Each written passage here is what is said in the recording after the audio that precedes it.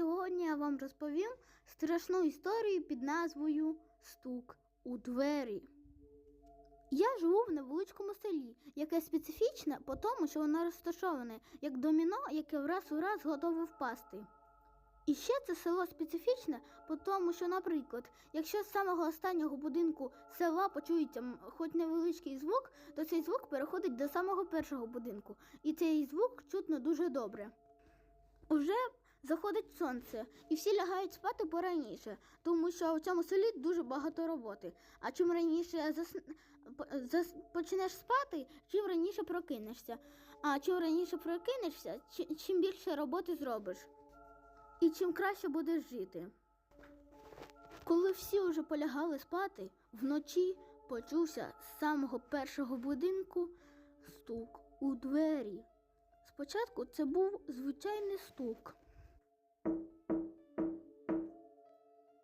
Далі почувся уже другий стук. Це вже стук, як не стук, а вже сильний стук.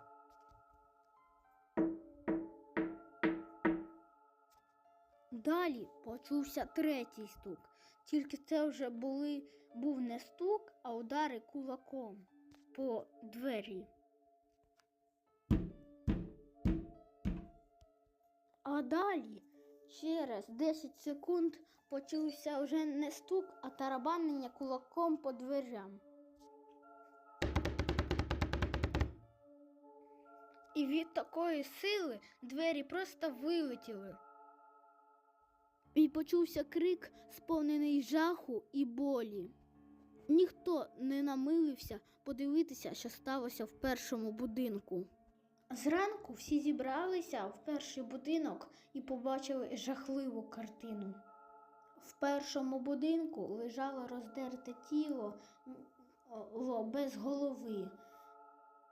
Пальці були відділені, руки відділені від тіла, а живот розірваний, а нутрощу просто не було. Нібито якась істота їх всіх з'їла. Від такої картини всі порозбігались по домам і не виходили на вулицю, навіть щоб попоратися. Ніхто не додумався вийти і попоратися. Навіть щоб вирвати хоч одну морквинку. І хоч трошки наїстися. На наступну ніч почувся уже другий стук у двері, такий ж самий.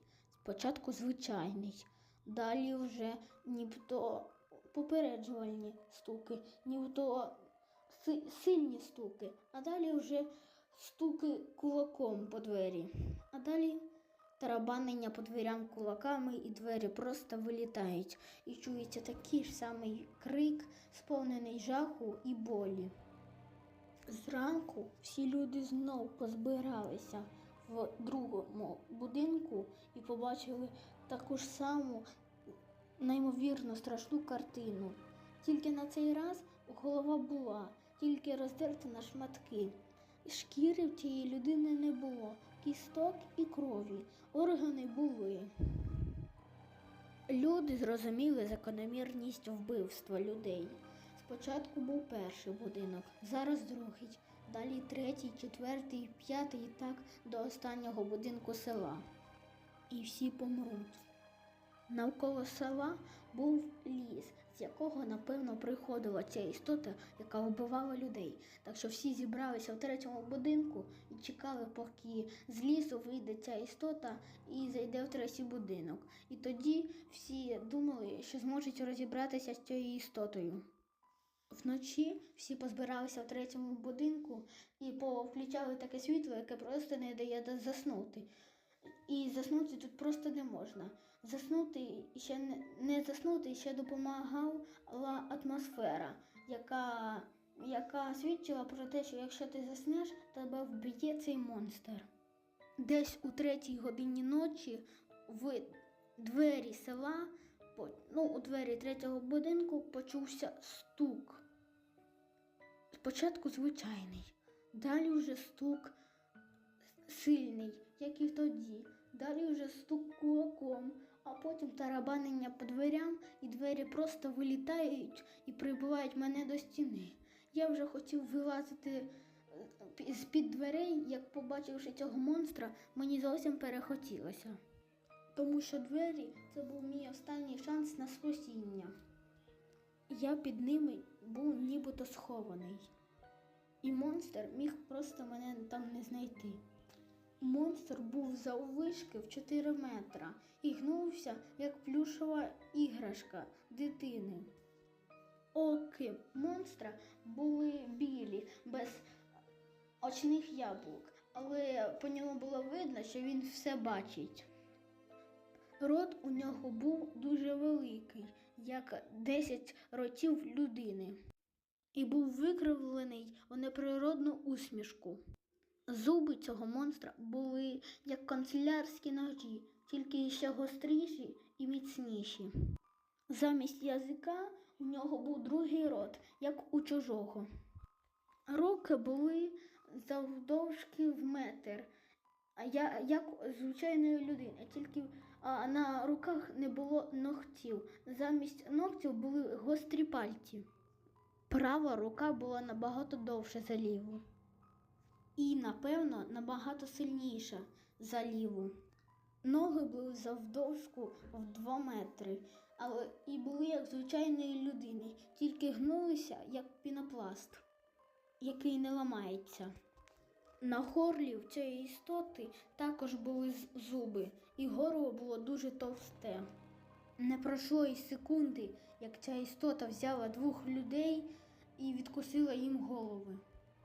І почало жувати ці голови своїми зубами, які були на горлі.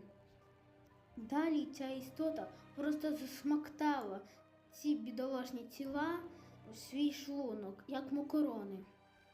І через секунду в цю істоту полетіли коп'ї і вила.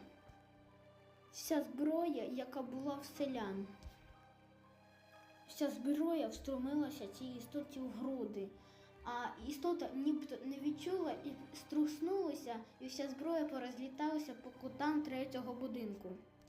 Далі ця істота висунула свій язик, другий рот, і замотала 4 людям горло цим язиком. І почала так натягувати, щоб голови просто попідлітали і залетіли їй у рот. А бідолашні тіла попадали і обм'якли. Всі люди почали ховатись по різним куткам, але від істоти так сховатись і не змогли. Істота всіх вбила безжальними способами і дуже болючими. Мені так повезло, що мене прибили двері, і ця істота не знайшла мене. І пішла десь зранку. Я лежав до самого дня. Коли я впевнився, що ця істота точно пішла, я швидко виліз з-під двері і побіг у сторону лісу. Не знаю, що я тоді робив, але я побіг туди. І пообіцяв собі, що я ніколи не повернусь в це село. Мені так пощастило, що через годину моїх пошуків сховища від цього монстра я знайшов будинок лісника. Я попросився у лісника переночувати, і він був досить люб'язним і дозволив. Я попросив переночувати у підвалі, і він також дозволив. Але сказав, що не більше 1 дня. Я погодився з цим радісно і сказав, що зранку мене вже тут не буде. Починалася ніч. Лісник лягав спати на своє ліжко, а я залазив в підвал. На його питання, чого я лягаю в підвал, а не на звичайне ліжко, я сказав йому, що мені там так зручніше. І знав, що лісник просто не повірить мені, якщо я скажу про монстра. І вижене з будинку. Я ліг спати. Десь у 3 години ночі почувся стук у двері. Лісник, навіть не подумавши, відчинив двері, тому що був сонний, і його розбудив цей стук. Лісник уже хотів пожалуватися, що 3 години ночі тут стукають, як почувся його крик, сповнений жаху і болі. Я вже тоді зрозумів, що це та істота. Коли закінчився цей крик бідний крик цього лісника, почулися звуки роздирання плоті і плюскання крові. Далі почулося, нібито ця істота принюхується і підходить до підвалу. Ця істота, напевно, зрозуміла, що хтось там сидить, і почала шкрябати двері в підвал. Мені так повезло, що ця істота не знала, як відчиняти двері, і просто стукала і царапала підвальні двері. Вони були досить міцні, так що ця істота не могла б їх вибити. Почулося виття цієї істоти, і ця істота просто пішла з будинку лісника. Зранку я виліз із будинку, із підвалу, і побачив жахливу картину. Ця істота розідрала лісника просто в фарш.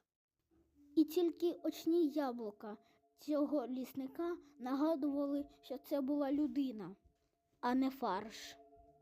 Від такої картини я вийшов на вулицю і якось не хотілося повертатися у будинок. На вулицю я побачив машину. В перший раз в житті, тому що в селі в нас не було машин. Я розібрався, як відчиняти дверцята машини, хотів відчинити, але дверцята були зачинені. Мені це нагадало ключі, які зачиняють двері будинку або відчиняють їх. Я пішов в будинок, щоб знайти ключі від машини. Відчинивши поличку, я знайшов їх. Підійшовши до машини, я трошки не зрозумів, як відчиняти її, але понатискавши на кнопки, які були на ключі, я зміг відчинити машину і сісти туди. Спочатку я зовсім не зрозумів, як керувати машиною, але десь через 3 години практики я навчився хоч трішки їздити. Я їхав по дорозі, куди заманеться, і виїхав до якогось величезного села з купами височезних будинків. В моєму селі це був опис міста. Я виїхав у місто. Я під'їхав до великого будинку і подивився, як стоять інші машини. І став також само, як стоять і інші машини. Зайшовши в будинок, я побачив сходи і купу дверей. Постукавши в одні двері, мені відчинили і привітно запросили до себе. Я розповів цій людині історію про себе. І тільки замість монстра я сказав, що наше село згоріло. І я пішов до лісника, і дом лісника теж згорів. І я приїхав на його машині сюди. Ця людина розповіла мені про світ і розповіла про закони природи. Десь через рік я вже звик до такого життя. І тепер живу як звичайна людина. Але тепер, якщо я почую у 3 години ночі стук у двері, я ніколи не відчиню. Особливо, якщо це буде ця страшна істота. Ось і закінчилась моя страшна історія. Історія придумана саме мною, і я ні звідки цю істоту не копірував. Ставте лайки, підписуйтесь на канал і всім пока!